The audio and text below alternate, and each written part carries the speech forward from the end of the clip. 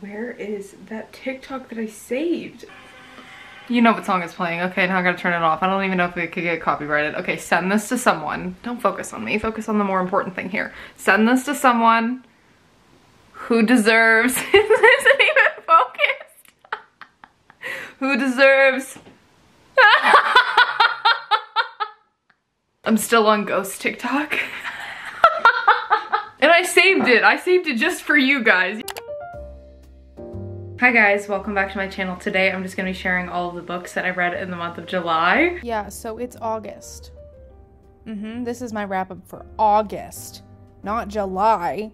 I don't know why I said that. 21, 22, 23. Jeez.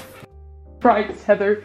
Get a hobby! I read 23 books in the month of August. I feel like every time I do a reading wrap up, I feel the need to defend myself and explain. Binged books at night. A lot more than I normally do. Second, finished those books in that one video, so technically I didn't even read the full books. Third, Ice Planet Barbarians took over my life at the end of this month. That, honestly, that's all I needed to say. Ice Planet Barbarians took over my life at the end of this month, and that, you can get through those books in like 3 hours, and I did. The first 3 books that I read in the month of August were on Kindle Unlimited, and it was the first 3 books in the Queen's Cove series by Stephanie Archer. I haven't read the 4th book in that series yet. I don't know why. No specific reason. I just haven't started it. The first book in this interconnected series, That Kind of Guy, was a fake dating romance and kind of like enemies to lovers, but not really enemies, more dislike to lovers, and it followed Emmett and Avery. Emmett was kind of my least favorite type of man ever. One was running for mayor in this book, and that should tell you everything you need to know about the type of man that he is. Generally, that's my least favorite type of man, but he made it work, and I kind of actually really liked him. And then Avery, the FMC, she was the manager of like the local restaurant or whatever, and he thought it would look better for his ratings if they like started fake dating, and so they did, and then they fell in love. They fell in love. The second book in the series, The Wrong Mr. Right, I don't remember the character's name in it, but I do know that the FMC was the local bookstore owner, and the MMC was the brother of Emmett. I'm trying not to make this confusing.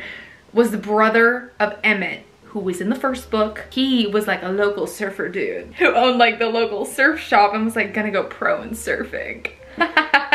He becomes friends with the bookstore owner, and she's like, can you teach me how to date? Like, she thinks she doesn't want to be single forever, and she doesn't know how to like interact with men, and so she's like, as a friend, can you just help me? Like, what do I do? And so he just does a bunch of different things, and they do different things together to push her out of her comfort zone. And it sounds like it would be cringy, and I thought going into it, when that's kind of like how I read what it was gonna be about, I thought it was gonna be cringy. It actually wasn't. I thought it was really freaking cute. The third book in this interconnected series was, I think it was my favorite out of all of the 3 that I did read, and it was In Your Dreams, Holden Rhodes.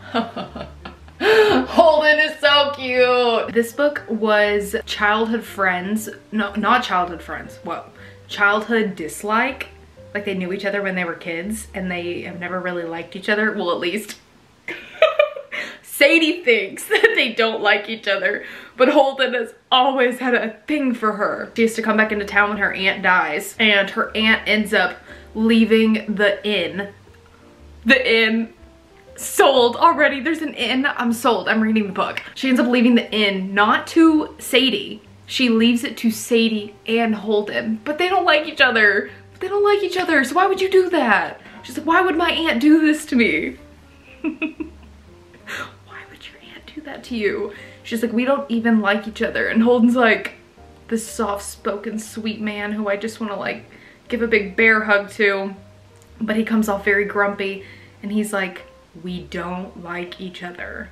Why would she do this? At the beginning of the book, Sadie also finds out that Holden like wants a wife and wants to settle down, and he's kind of embarrassed by that, but like he shouldn't be. He wants to find love. And so she's like, okay, while I'm here, we don't like each other, but like I'll help you do that.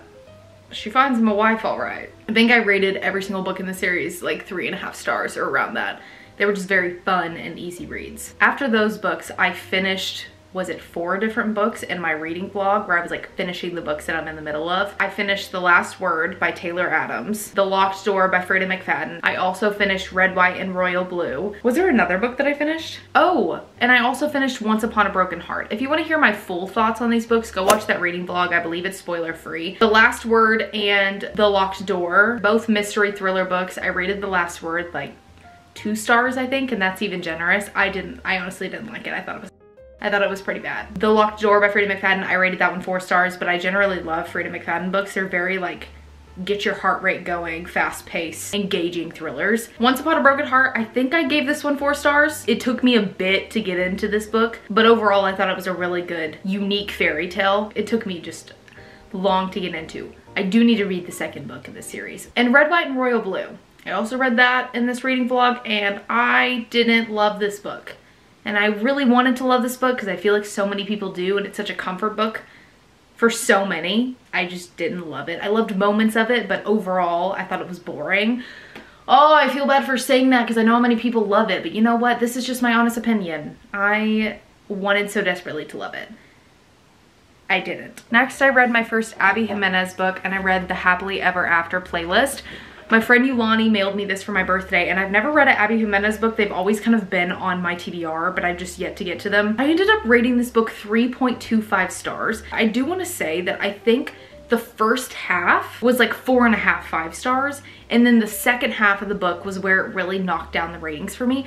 If you want banter between 2 different characters, the banter between the main characters in this book in the beginning genuinely had me laughing out loud and giggling like a little girl. It was so good. The 2 main characters are Sloane and Jason, and at the beginning of the book, Sloane is like driving to go do something when she finds a dog that like runs out into traffic, and she ends up taking this dog in. She's calling the number on the collar like over and over again, and the person, which ends up being Jason, the MMC, he's not answering. And so she's like, I guess this dog is mine now. I don't know what he was doing, but he didn't have phone service and he was out of town, and his sitter must have lost him. And he finally calls her back and she's like, I have your dog. And he's like, what? My dog's with the sitter. And she's like, no, it's not. Your dog was in the street. They communicate a little bit more, and she ends up keeping his dog until he comes back into town because he like can't trust his sitter anymore. And all they're doing is talking over text in the beginning of the book, and then they end up calling each other, and the banter and the flirting was just so freaking good. 50% into the book, it just started to slowly go downhill for me. I felt like I was getting a little bit bored. I even skimmed a little bit in the last like 25%. I was just like, okay, overall good book. I just wish it wouldn't have, it was just like that. I fell victim to a out of context quote on TikTok, and I read Pen Pal by JT Gessinger? I rated this book 2 stars. I think it was really well written, and it might have been right book, wrong time. I didn't know it was a paranormal romance. I think that was mistake number 1. I went into this blind, other than this one random quote that had nothing to do with paranormal stuff. So I go into this book and I'm like, oh, this is fun and like really spicy, and I'm like kind of confused and I don't know where it's going, and I think someone's trying to kill this woman. No. And then I'm like, what the f happening? And then it gets to the end of the book and I was like, paranormal! That's not a spoiler. If you literally read what the book is about in the description, then you'll know. I just never do that.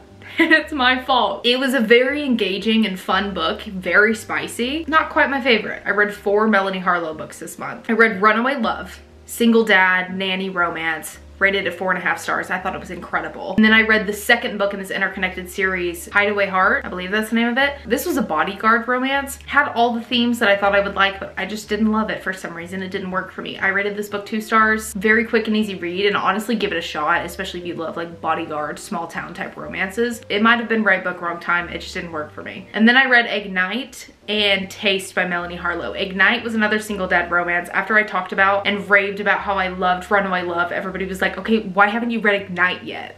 It's like Melanie Harlow's most talked about single dad book. And I was like, okay, whoa, fine, I'll rate it. I read it. Didn't like it as much as Runaway Love, but it was a very quick and easy read. Was this one's Nanny? No, this one wasn't Nanny, this was Neighbor. And Age Gap. Hot single dad next door with 2 kids. sign me up. And then I read Taste, which was kind of an enemies to lovers romance book. Oh my God, wait. Hold on. Okay, it's in the book description that I didn't read. Duh. This one is the pregnancy trope. Nothing is crazier than going into a book and not expecting the pregnancy trope. We know I love that trope so much, but I love knowing what I'm getting myself into. When I am blindsided with the pregnancy trope, it is genuinely like I am chunking my Kindle across the room. I might have to buy a new one because the screen is probably cracked. I was reading this book and they get stranded, forced proximity, one bed trope. Oh my God, everything good is in this one. Also enemies to lovers, and he's a chef and he can cook. Whoa. And then she gets pregnant. I was shocked. I was in tears. I was like, what the f am I reading? I thought it was a fun book, but I found it kind of boring. Next, I read Survive the Night by Riley Sager. I believe I gave this book 4 stars. This was also talked about in one of my vlogs. Just an easy mystery and mild thriller book. I like Riley Sager's writing. I feel like his writing is very slow, but overall it was good. I liked it better than Lock Every Door by him. Oh my gosh, we're getting into the good stuff now. Then I read, well, technically, I read this entire series, the Fallen series by Gabrielle Sands. Whoa. I got into a little bit of a mafia kick for a minute there. This happens every time I get into a mafia kick. I'm like, oh my God, I like rediscover mafia romance. And I'm like, why am I not reading more of this? And then I read a couple books and I'm like, that's why I'm not reading more of this. I need to take a 6-month hiatus and I will see you later. I read the first book, When She Unravels, which was like a 4-star read for me. I genuinely thought it was good. There was a few mild cringy moments in it, but that's what's gonna happen in most mafia romance books. So just overlook it and you'll be fine, okay? There was like a few, or maybe it was a smut scene at the beginning of the book where they said a few things and I was like, oh baby, oh my God. We're just gonna ignore that I read that. I didn't read that. And then I carried on and you know what, it was fine. There was also a few typos here and there, but it's fine. That's what makes a good mafia book. When She Unravels was my favorite out of all of them. I genuinely thought the storyline was very unique and very engaging. Valentina is from a mafia family somewhere in the States and she gets married off before the book starts. So she's like starting the book, she's married, and her husband is like a bad man. And not the type of bad man we're in love with. Let me clarify that, okay? I feel like I have to, some of you were gonna hear that if I didn't make this little disclaimer and be like, but we're in love with him, right? He just offed one person, it's fine. No, this man was a bad man. Like, this girl is traumatized from him. We are not in love with him. Screw your head on straight, okay? Not in love with this bad man. Then she runs away and she ends up in Ibiza. And when she gets there, she's trying to find work. She has no money left. And she takes a job at another bad man's restaurant or club. But this bad man, we like him. When I say this man's bad, we're like, ah! Bad man! Bad man! Okay, you can be in love with this one. I'm just thinking about like the direction the book took because they hit it off and then shit hits the fan. That's all I'm gonna say. It was fun. The second book in the Center Connected series, I DNF'd. When She Tempts, I DNF'd this one because it was an age gap romance book, and I love age gap romance books. Okay, age gap is one of my favorite tropes, but it has to be specific. Like, I love when a woman is the ages of 23 to 27 in a book or older, and then the guy is like 35 or older. Okay, if the FMC is an 18-year-old girl, I struggle deeply, and it is not my type of book. That's just not something that works for me. She just feels very straight out of high school, and I can't do it. So in this book, the FMC was 18 years old and the MMC was 33 years old. That's just not the type of age gap that I love, okay? He also knew her when she was 13. Like, that's when they first met. And they never really interacted, but like the fact that he knew her when she was 13, I just couldn't get, I don't know. I couldn't do it. I still ended up starting the third book in the series, When She Falls. I gave this book around like 3.25 stars. I think this one was right book, wrong time. Ending off the way I did with When She Tempts and then going to this one was not the best move for me. So this one probably deserves a higher rating. Maybe I'll reread it in the future. The MMC in this book reminds me of Cassian. was so great and so fun. There was also a Who Did This to You in this book. You're welcome. I wish I could say we're almost done, but I still have 7 books to get to. However, 4 of those are Ice Planet Barbarians, so I'm just gonna like tie them all together, so do not worry. Next book that I read was Kings of the Wyld. This was a fantasy book, no romance. No romance, don't get it confused. This was not a romantasy book, just a fantasy book, and it was genuinely so good. It was about these 5 guys who just used to have a band. Now they had grown apart, grown old, fat, drunk, or a combination of the 3. So they kind of are past their glory days, but they decided to bring the band back together because one of the guys is like, I need to go get my daughter, and they're like, fine, we'll get everybody back together. And then they end up doing that, and they have to travel and go through all these different like trials and tribulations and get their shit back together and be able to like fight again after not doing it for so many years. And it was just really funny and really wholesome, and I loved the characters. They were very easy to love. And if you want a fantasy book that has like no romance in it, recommend. I rated this book like 4 stars, maybe 4.5 stars. I was told to read Ice Planet Barbarians like last year, and I've known about it. Everybody knows about it. So I was like, fuck it. We started, and I read 4 of them in 2 days. This is kind of a science fiction. That makes it sound really scholarly and smart, but it's not.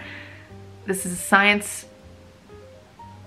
Is science fiction, am I using the right words? You'd think being abducted by aliens would be the worst thing that could happen to me, and you'd be wrong, because now the aliens are having ship trouble and they've left their cargo of human women, including me, on an ice planet. And the only native inhabitant I've met, he's big, horned, blue, and really has a thing for me. I rated the first book 4 stars. I don't actually want to discuss that any further, okay? Second one I rated 2 stars. The third and the fourth I both rated them 3 stars. So there is some sort of illegal substance in the series because it's not great. It really isn't. But it is genuinely addicting. And I think there's 22 books in the series, and that's not including spin-offs that the author Ruby Dixon has done. I'm gonna read all 22 of them.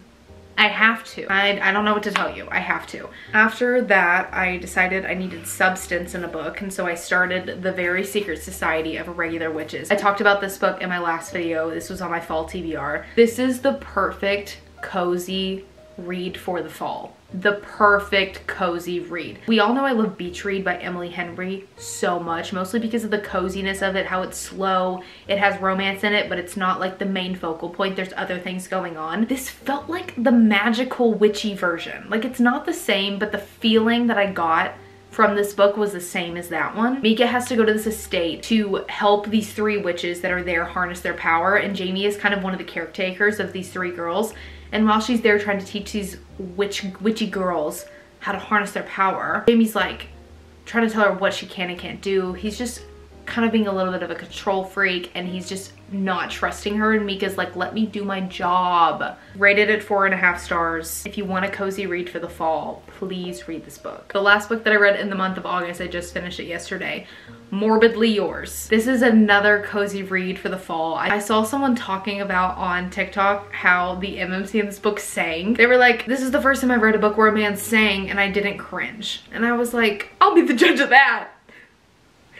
And I was. I'll get into the point, but let me discuss the singing for a second here. The first time this man, Callum, sang in this book, it was very much Hosier vibes. I was like, he's so cute. I love it. But then he sang a second time.